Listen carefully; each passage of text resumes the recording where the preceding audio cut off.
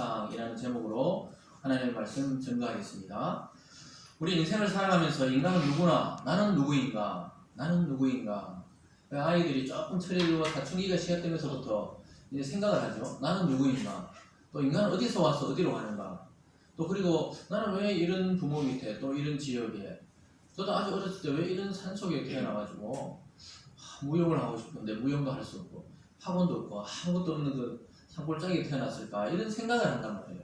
어느 정도 되면 인생에 대해서 생각을 하게 되는데 나는 누구인가에 대한 대답을 해결해야만 인생의 과강이 끝이 납니다.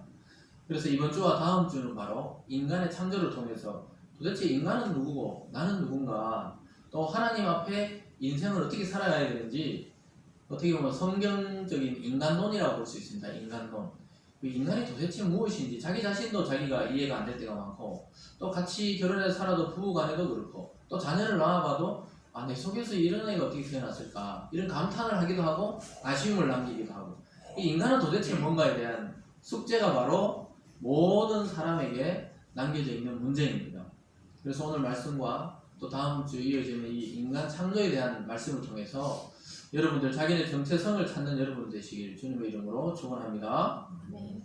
대하 소설을 쓰는 분들이 있죠. 박경리 씨라든가 조정래 씨 같은 이 소설가들이 대하 소설은 단권으로 끝나는 게 아니고 몇 년에 걸쳐서 10권 아니면 8권 이렇게 길게 여러 권 소설을 쓰는 것을 말합니다. 그분들 보면 그 속에 수많은 인물들이 등장하죠. 그래서 그 일일이 다 기억할 수 없기 때문에 보통 화이트보드 같은 큰 보드판에다가 그 등장하는 소설에 등장하는 이름을 작가가 다 지어서 이렇게 써놓습니다. 그래서 그 인물의 캐릭터 있잖아요. 예를 들어 김승욱이라는 인물이 그 소설에 나오면 그 인물의 성격과 나이와 직업과 캐릭터를 일일이 다 적어놓고 글을 써 내려간다고 합니다. 그래서 그 잊어버리면 안 되니까 왜냐하면 1권부터 10권까지 쓰려고 그러면 만약에 한 권에 200장씩만 돼도 굉장히 2000페이지가 되니까 그걸 다 기억할 수가 없으니까 그 인물들을 만들어냅니다. 그래서 때로는 자기가 아는 사람의 이름을 소설에 등장시키기도 하고 또는 작가가 직접 이름을 장명해서 짓는 경우도 있습니다. 이처럼 사람들이 작품을 만들거나 쓸 때 보면 그 작가는 이미 작가의 마음속에 이 소설과 또는 이 작품을 어떻게 쓰겠다는 계획이 그 마음속에 다 들어가 있는 것입니다. 그래서 한번 만들어진 그 작품이 작가의 손을 떠나서 이제 출판사로 가서 편집이 되고 교정을 거쳐서 시중에 있는 서점에 나오게 되면은 이제 더 이상 작가 개인의 책이 아닌 것입니다. 그 책을 사서 읽는 독자들의 것이 됩니다. 아무리 그 작가가 인물들을 만들어서 가공할 인물들을 만들어 가지고 자기가 그 책에 써놨더라도 그 책을 읽는 사람의 감정과 또 환경과 또 자기가 자라온 것에 따라서 그 책을 똑같은 책을 읽는데 감정은 다를 수가 있는 것입니다. 그래서 작가의 손을 떠나서 이제 출판되어 버리면은 더 이상 자기 책이 아니에요. 자기 이름으로 책이 출판되지만 그걸 사서 읽는 독자의 것이 되는 것입니다. 그래서 모든 판단은 이제 독자들에게 달려 있습니다. 그렇기 때문에 아주 유명한 작가들은 한 작품을 출판하고 나면은 그 다음 작품에 바로 몰입합니다. 이미 출판한 작품에 그렇게 미련을 두지 않는다고 이야기합니다. 왜냐하면 독자들의 의견이나 비평에 너무 신경을 쓰다가 보면 다음 작품을 만들 수가 없습니다. 근데 이것은 설교자도 비슷한 것 같아요. 매주 설교가 돌아오는데 지난주 어떻게 했더라 너무 신경 안 써야 돼요. 그냥 오늘 주시는 또 하나님 말씀에 집중하는 것입니다. 그렇다고 뭐 너무 신경 안 쓸 수는 없겠죠. 이 작가들도 사람이니까 신경을 씁니다. 근데 진정한 작가들은 이미 세상에 태어난 그 작품보다 다음 머릿속에 구상하고 있는 작품에 집중을 하게 됩니다. 미술가들도 마찬가지예요. 여러분들 잘 아는 파블로 피카소가 있죠. 화가 피카소 같은 경우에는 92세의 나이에 1973년에 돌아가셨습니다. 92세까지 살면서 수많은 세월 동안 작품을 굉장히 많이 남겼습니다. 여러 작품을 남기는 작가 중에 한 명이 피카소인데요. 그는 긴 세월을 두고 그림도 그리고 어떨 때는 조각도 하고 어떨 때는 설치 미술도 하고 이렇게 하면서 여러 장르를 넘나들면서 이 미술 작품을 했던 사람 중에 한 명이 바로 피카소라는 그런 화가입니다.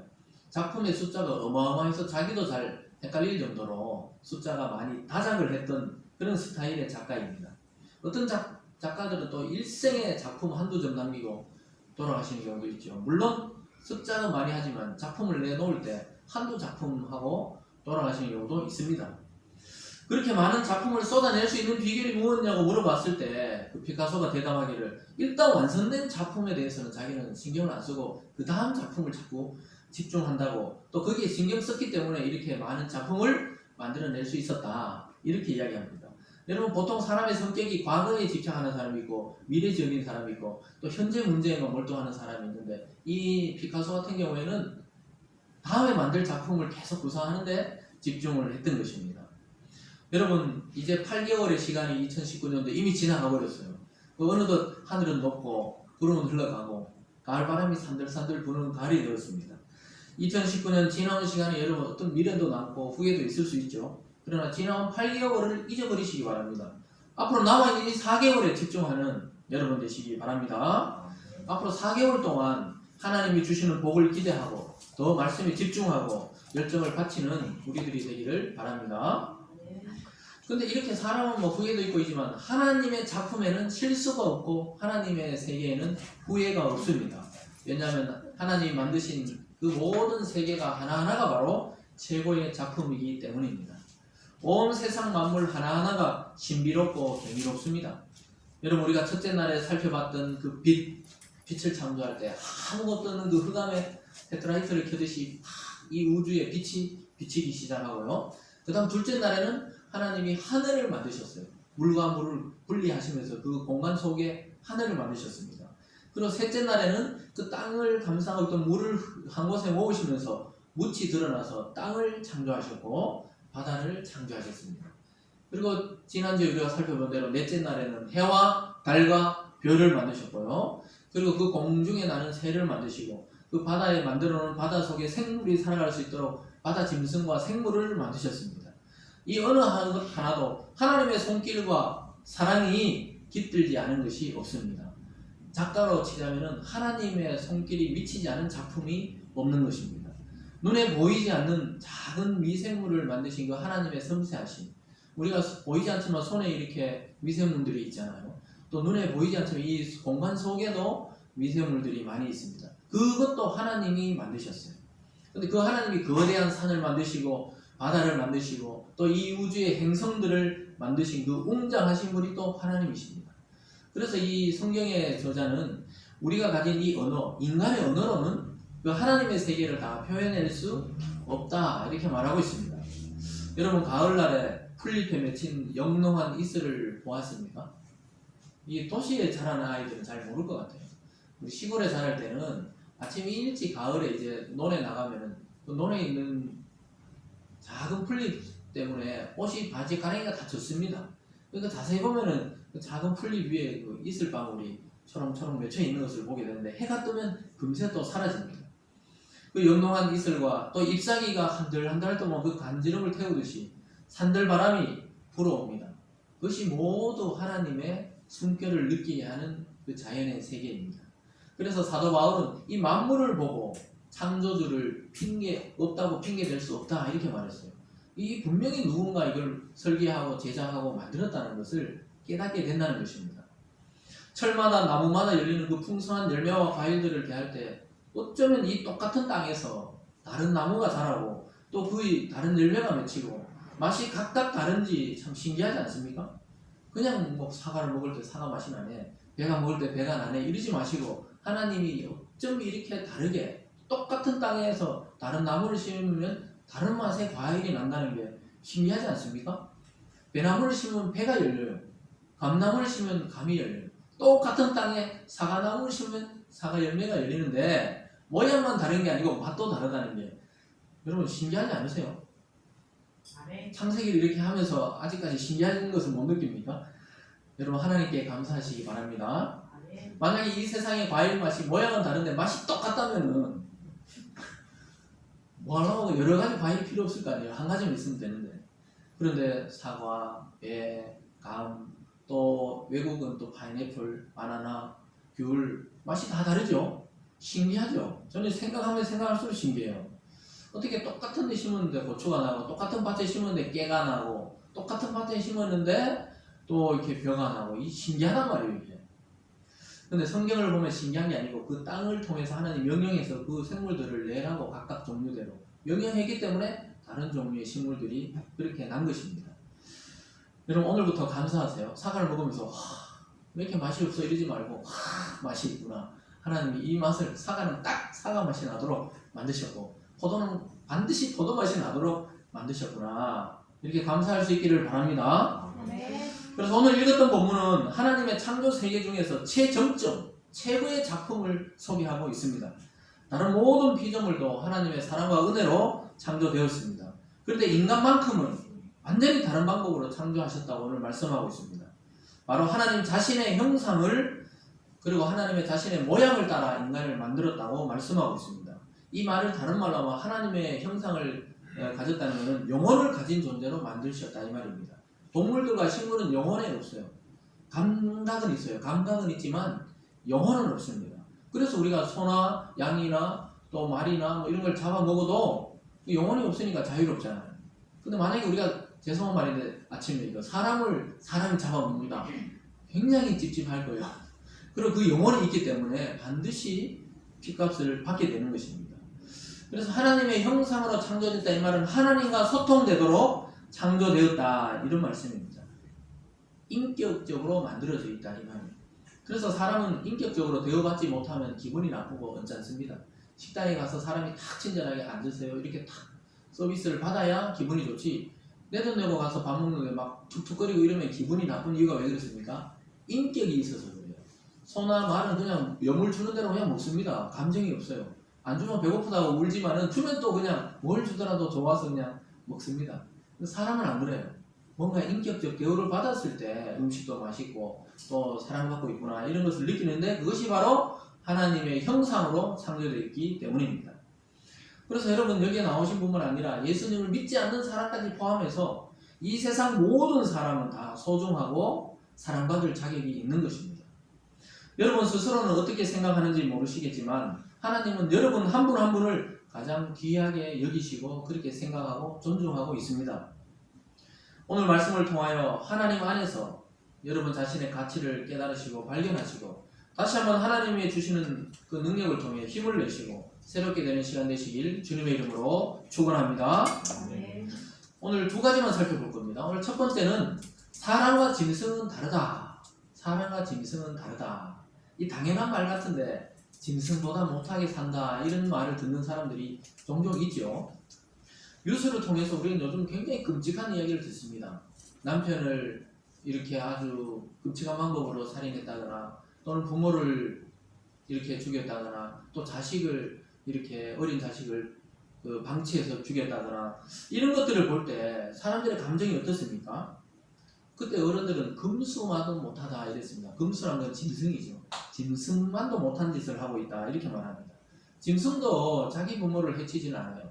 자기 자식을 막 울어서 그렇게 못되게 하지는 않습니다. 이 말을 자세히 생각해보면 사람은 짐승과는 달라야 된다는 의미가 들어있습니다. 그리고 이 우리의 사고 속에 보면은 짐승처럼 살면 안 된다는 사고가 있는 거죠. 그래서 사람들이 야, 이 개만도 못하냐 이런 말을 하잖아요. 또 어떨 때 보면 짐승만도 못한 놈 이렇게 우리가 그 뉴스를 볼 때 그렇게 욕을 하죠. 그거는 우리 모든 사람 속에 짐승하고 인간은 반드시 달라야 된다는 것이 그런 의식이 들어있는 것입니다.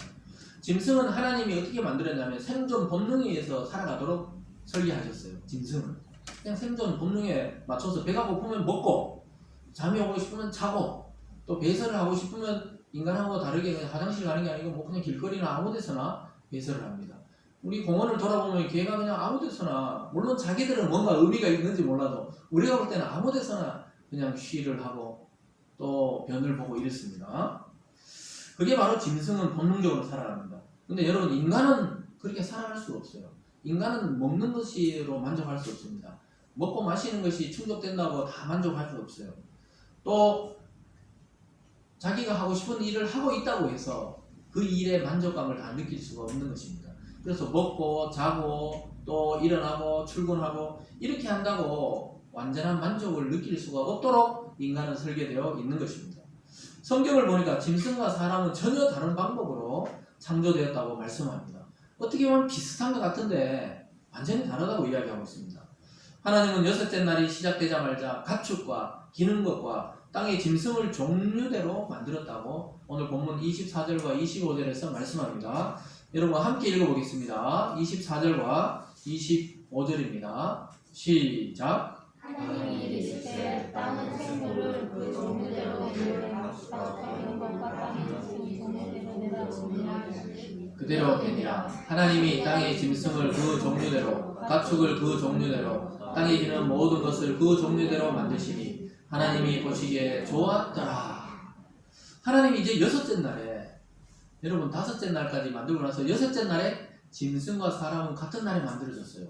그리고 또 재료도 나중에 살펴보면 흙이기 때문에 굉장히 비슷한 것 같은데 다른 종류로 창조된 것입니다. 창조 셋째 날에 땅을 만드셨던 하나님께서 이제 그 땅에 살아갈 가축과 짐승을 여섯째 날에 그 종류대로 만드셨습니다. 이 종류대로 만들었다는 걸 지난주 식물에도 이야기했지만 동물도 아예 하나님이 처음 만들 때부터 사자는 사자처럼 만드셨습니다. 호랑이는 호랑이처럼 만드셨어요.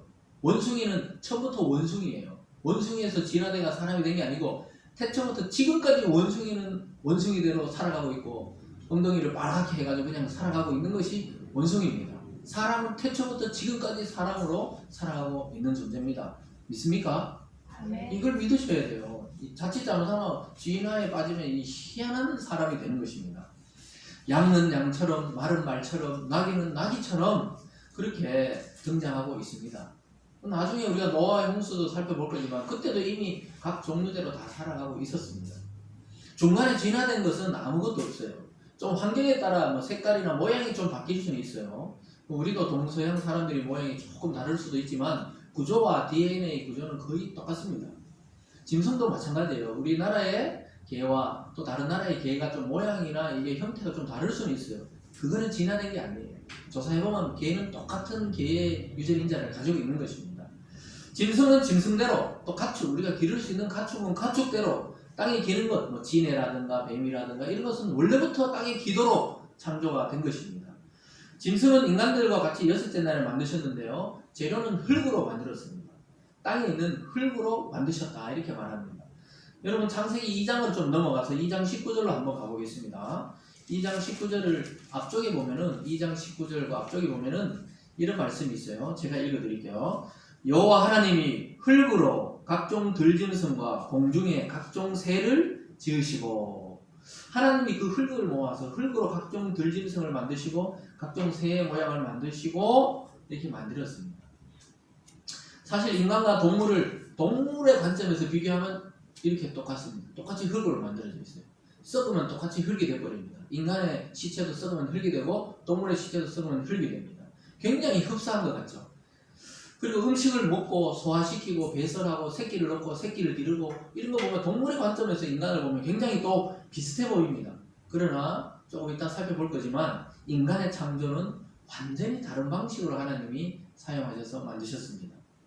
하나님은 이 세상의 생물이 살아갈 수 있는 환경을 다 만드셨죠. 빛과 하늘과 바다와 땅을 만드시고 거기에 들어갈 짐승과 새들을 만드신 것입니다. 먼저 무대를 만들어 놓고 배우가 활동하듯이 배경을 만들고 살아갈 수 있는 생물을 만드셨습니다. 그래서 이 세상에 하늘과 땅과 바다를 만드시고 그곳에 존재할 각종 짐승을 만드신 분은 바로 하나님이신 줄 믿으시기 바랍니다. 그래서 이 짐승과 사람은 완전히 다르게 살아가야 되는 존재인 것을 깨닫는 여러분 되시길 주님의 이름으로 축원합니다. 그럼 오늘 두 번째로요, 하나님의 최고의 걸작품을 이제 소개하고 있습니다. 바로 인간을 창조하셨습니다. 짐승과 완전히 다른 방식으로 창조하셨습니다. 패션쇼에 가보면요, 피날레를 장식한다 이런 말을 많이 쓰죠. 오늘의 피날레를 장식하겠습니다. 이 말은 마지막 무대를 장식하는 사람을 말해요. 그 마지막 무대를 장식하는 분들은 보통 주인공입니다. 그 모든 무대의 주인공이에요.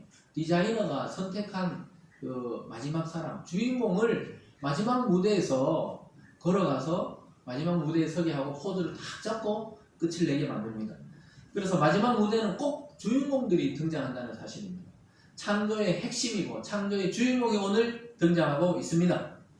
이제 모든 만물과 생물과 짐승과 새들을 만드시고 하나님 그 모든 것을 다스릴 존재로 인간을 창조하셨습니다. 여러분, 하나님께서 직접 다스려도 아무 문제가 없잖아요. 근데 왜 하나님이 인간을 만드셔서 다스리게 했을까요? 굉장한 의문이죠. 하나님은 충분히 이 모든 우주를 돌리시듯이 이 지구에 있는 생물체와 또 인간까지도 하나님이 다스릴 수 있는데 왜 하나님은 이 모든 작품을 위임해서 관리할 수 있도록 인간을 만드셨을까요? 그것은 점점 이제 말씀을 따라가다 보면 나옵니다. 하나님은 자신의 형상을 따라서 사람을 창조하셨습니다. 분명히 다른 어떤 존재보다 인간의 창조에 대해서 하나님이 무게감을 더하고 있습니다. 성경을 자세히 읽어보면 인간을 만드는 것에 하나님이 굉장한 무게감을 더하고 있어요. 왜냐하면 하나님 자신의 형상을 그대로 본떠서 만들었기 때문에 그렇습니다. 그것도 삼위일체 하나님이 그 삼위일체 하나님의 형상을 통해서 인간을 만드시기로 작정하는 장면을 보게 됩니다. 26절 말씀을 함께 읽어보겠습니다. 오늘 본문 26절입니다. 시작. 하나님이 이르시되 우리의 형상을 따라 우리의 모양대로 우리가 사람을 만들고 그들로 바다의 물고기와 하늘의 새와 가축과 온 땅과 땅에 기는 모든 것을 다스리게 하자 하시고 1장 26절 말씀에서 그렇게 하고 있죠. 우리의 형상과 우리의 모양대로 이렇게 복수형으로 씁니다. 나의 형상과 나의 모양이 아니고 우리의 형상대로. 그러니까 우리가 인간이 왜 이렇게 남녀가 있고 아이들이 있고 이 가정이 있고 이럴까요? 하나님의 세계에도 뭔가 공동체가 있다는 겁니다. 연합되어 있다는 거예요. 하나님이 한 분이시지만 이 세 분처럼 이렇게 연합되어 있다는 겁니다. 하나님, 또 예수님, 성령님이 하나님이라는 이 한 속성 안에 연합이 되어 있습니다. 그래서 이렇게 이미 공동체를 이루고 계시는 하나님이 이 땅에 인간 공동체를 만들고 나중에 예수님을 통해 교회의 공동체를 이렇게 창조하셨던 것입니다. 그래서 복수형으로 쓰고 있다는 것에 주의를 하실 필요가 있어요. 여기 형상이란 말은 인간의 속성을 말합니다. 인간이 가지고 있는 그런 내면적인 속성을 말합니다. 그럼 모양이라는 것은 외적인 이 형상을 말합니다. 사실 히브리어로는 형상과 모양이란 말이 비슷한 동의어로 쓰입니다. 근데 우리 성경이 번역할 때 형상대로 모양대로 이렇게 구분했죠. 형상은 우리 내면의 속성, 그러니까 또 모양은 외면적인 이 모습. 이 모습이 그럼 하나님이냐? 하나님의 형체가 없으세요. 특성이 그렇다는 겁니다. 우리가 귀가 있으면 듣잖아요. 하나님도 들으시고 눈이 있어서 보잖아요. 하나님도 보시는 하나님이시고 하나님이 우리의 감정이 있잖아요. 하나님도 감정이 있어가지고 이스라엘이 우상 숭배했을 때 분노하시기도 하고 이런 감정이 있다 이 말입니다. 이런 속성을 우리가 닮아 있는 것입니다. 모든 인간은 하나님의 형상을 지니고 이 땅에 태어나게 되어 있습니다. 그래서 예수를 믿는 우리들이든지 지금 길거리를 막 걸어다니는 예수님 안 믿는 사람들이든지 일단 하나님의 형상으로 창조된 건 똑같습니다. 그 하나님을 모르고 있다는 차이일 뿐이죠. 그래서 이 세상에서 하나님이 만드신 모든 만물을 다스리게 할 존재로 하나님의 형상을 따른 인간을 만들어 두셨습니다. 태초에 천지를 창조하시면서 삼위일체 하나님이 협력하시고 협동하시고 동력하시면서 우리 인간을 만드셨듯이 또 이 만물을 만드셨듯이 지금 사람 한 사람을 그렇게 만들고 계십니다. 앞에서 살펴본 것처럼 자꾸 여러분 짐승과 비슷하게 살려고 하면 안 돼요. 격이 다른 존재입니다. 격이 알죠? 인간에게는 인격이라는 게 있습니다. 인간은 격이 있어요. 인격적 존재입니다. 동물은 인격이라고 그러지 않아요. 동물은 동물격이라고 그러지 않습니다. 동물은 어떻게 합니까? 동물은 그냥 1등급, 2등급 이렇게 등급을 나눌 뿐이죠. 소를 나눌 때 1등급 한우, 2등급 유부, 3등급 젖소 이런 식으로 고기를 나눌 때 나누지 인간은 그렇게 등급으로 나눌 수가 없어요. 인간은 인격적인 존재이기 때문에 서로 존중하는 그런 존재로 만들었습니다. 여러분 자꾸 짐승처럼 본능대로 살려고 하면 안 돼요. 잠이 온다고 계속 하루 종일 잠만 자고 만약에 먹고 싶다고 계속 하루 종일 먹기만 하고 이렇게 살면 안 된다는 것입니다. 인간은 어떻게 살아야 돼요 그럼? 질문입니다. 인간은 어떻게 살아야 됩니까? 하나님의 형상을 따라 지었으니까 본능대로 살면 안 되고 지금 여러분 듣고 있는 거 있잖아요. 하나님의 말씀대로 살아야 되는 존재로 창조된 것입니다. 믿습니까? 네. 그래야 하나님과 교통이 된단 말이에요. 교류가 된다 이 말씀입니다. 조금 후에 보시면 하나님이 사람에게 부여해 주신 특권이 있어요. 엄청난 특권을 부여해 줬습니다. 그렇다면 인간의 어떤 부분이 하나님의 형상을 지금 닮아 있는 것일까요? 지금 보면 우리가 별로 하나님 볼 수도 없으니까 어떻게 닮았는지 잘 모르죠. 성경에서 분명히 하나님은 영이시니 이렇게 말합니다. 하나님이 영이신데 우리는 육체를 가지고 있는데 어떤 부분이 닮았을까요? 그 인간의 재료는 흙인데 도대체 어디가 닮았다는 건가 헷갈릴 때가 있습니다. 먼저 2장 7절을 읽어보고 생각해 보겠습니다. 2장 7절 말씀입니다. 인간은 어떻게 만들어졌나? 시작. 여호와 하나님이 땅의 흙으로 사람을 지으시고 생기를 그 코에 불어 넣으시니 사람이 생명이 되니라. 아멘. 땅에 있는 흙으로 지으셨다. 옛날 성경에는 빚으셨다고 했거든요.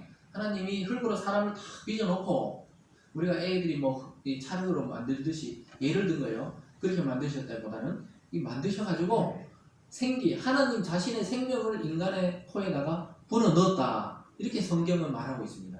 이거 우리가 알아듣도록 설명한 거지 실제 어떻게 만드셨는지 자세히는 알 수가 없어요. 근데 일단 재료는 흙이라는 것은 확실합니다. 그래서 여기 생명이 된다 이 말이 요즘 단어로는 잘 안 쓰죠. 생명이 된다 이러면 아무도 못 알아들어요. 생명체가 되었다 이 말입니다. 하나님이 우리의 코에 생기를 불어넣어서 생명체가 되었다 또는 산 존재가 되었다 이런 말입니다. 살아야 움직이는 역동적으로 움직이는 존재가 되었다 이 말씀입니다. 반대로 여러분 그럼 코에서 생명을 빼면 어떻게 됩니까? 코에서 생명을 빼면 다시 흙으로 돌아갈 수밖에 없어요. 땅으로 돌아갑니다. 그래서 여러분 목에 숨을 빼서 돌아가실 때 우리가 목숨이 다했다 이러잖아요. 그러니까 목숨이 다했다 이러잖아요. 숨이 다했다.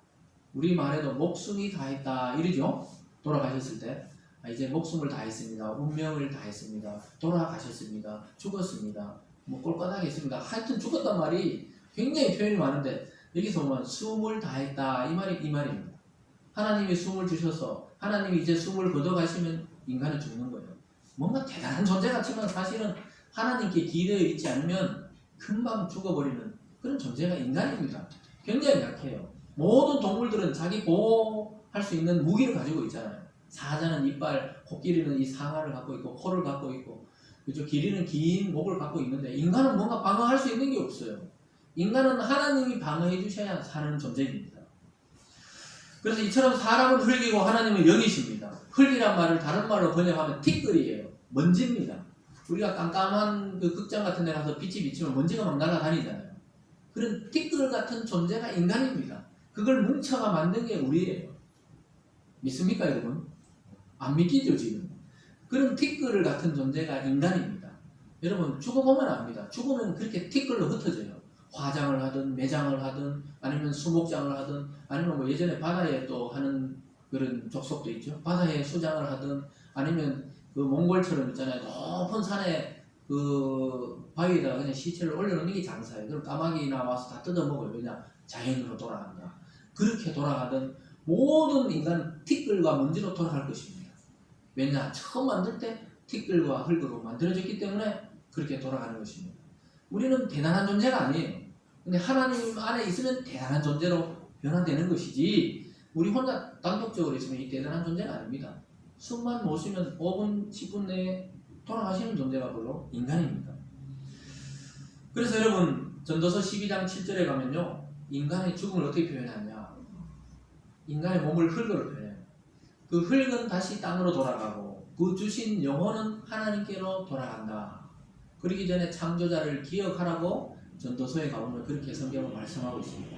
죽기 전에 여러분 창조하신 하나님을 기억할 수 있기를 바랍니다. 네. 그래서 여기서 말씀하는 생기를 신약 성경에서는 성령으로 또 번역합니다. 숨이나 생기를 성령으로 번역해요. 그래서 예수님이 부활하시고 제자들을 처음 만났을 때 여러분들에게 이 생기를 받아라 이렇게 했어요. 숨을 내쉬셨다 이 말이 성령을 제자들에게 주셨습니다. 그래서 예수님이 부활하시고 성령을 주셨단 말은 다시 우리에게 영생하는 존재가 되게 만들어 주신 것입니다. 영원한 하나님의 영을 우리 인격 속에 불어 넣으신 것입니다. 믿습니까? 그래서 우리에게 주신 이 생기가 없으면 인간은 그대로 흙으로 다시 돌아갑니다. 또한 이 생기가 없으면 우리는 하나님의 형상을 따라 지음받은 존재라고 말할 수 없습니다. 하나님의 영혼이 하나님의 생기가 우리 속에 없으면 짐승하고 똑같다니까요. 그런데 우리는 하나님의 형상으로 지음받은 존재입니다. 이 사람들이 모르고 그냥 살아가서 그렇지 굉장히 존귀한 존재예요. 영원한 하나님이 영원한 생명을 우리 속에 주셨기 때문에 원래 우리는 죽음이 없는 존재입니다. 왜냐하면 영원한 생명을 받았었기 때문에 그렇습니다. 근데 죄가 우리 속에 들어와서 죽음이 있는 존재로 타락한 것 뿐이지 떨어진 것 뿐이지 원래는 그런 존재가 아니에요. 우리 속에 하나님의 형상이 들어있기 때문에 우리는 세상을 바라볼 때 아름답다 그랬습니다. 또 연애할 때 자기 사랑하는 여자를 보면 아름답다고 말해요. 또 사랑하는 남자를 보면 멋있다고 이야기합니다. 왜 그런 감정이 됩니까? 하나님이 그렇게 보시기 때문에 그런 것입니다. 그리고 사랑을 알고 지혜를 압니다. 또 지식을 추구합니다. 또 기쁨을 알아요. 또 슬픔을 압니다. 또 새로운 것을 추구해서 많은 새로운 것을 만들어냅니다. 우리 이 컵이